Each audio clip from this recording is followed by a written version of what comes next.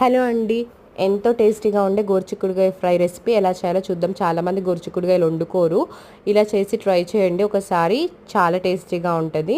ఎలా చేయాలో చూద్దాం. ఒక ప్యాన్ పెట్టుకొని ఆయిల్ వేసుకొని తాలింపు దినుసులు వేసుకోవాలి. పచ్చిశనగపప్పు, మినపప్పు, జీలకర్ర, ఆవాలు వేసుకోవాలి. ఫ్రైకి కొంచెం పప్పులు ఎక్కువగానే బాగుంటుంది కాబట్టి పప్పులు ఎక్కువగా వేసుకోండి. అవి వేగాక కరివేపాకు వేసి, తర్వాత మొన్న కట్టర్తో కట్ చేసి చూపించా కదా, ఇలా గోరుచిక్కుడుకాయలు చిన్నగా కట్ చేసుకున్నాను అని ఆ గోరుచిక్కుడుకాయలను వేసి సాల్ట్ వేసాను. టేస్ట్కి తగినంత సాల్ట్ వేసి మూత పెట్టి జస్ట్ ఒక 15 మినిట్స్ స్టవ్ సిమ్లో పెట్టి మగ్గించుకున్నాం అనుకోండి, గోరుచిక్కుడుకాయలు మంచిగా మగ్గిపోతాయి.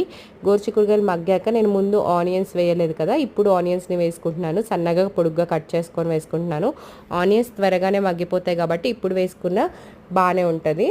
సో ఇప్పుడు ఆనియన్స్ వేసుకొని మంచిగా కలుపుకొని, ఆనియన్స్ మగ్గాక అప్పుడు ఎండు కొబ్బరి పొడి, నువ్వుల పొడి, టేస్ట్కి తగినంత కారం అండ్ పసుపు వేసుకొని మంచిగా కలుపుకున్నాం అనుకోండి, టేస్టీగా ఉండే గోరుచిక్కుడుకాయ ఫ్రై రెడీ అయిపోయింది. ఇది మనకి చపాతీలోకి టేస్టీగానే ఉంటుంది అండ్ అన్నంలోకి కూడా చాలా బాగుంటుంది. ఒకసారి రెసిపీ ట్రై చేసి చూడండి.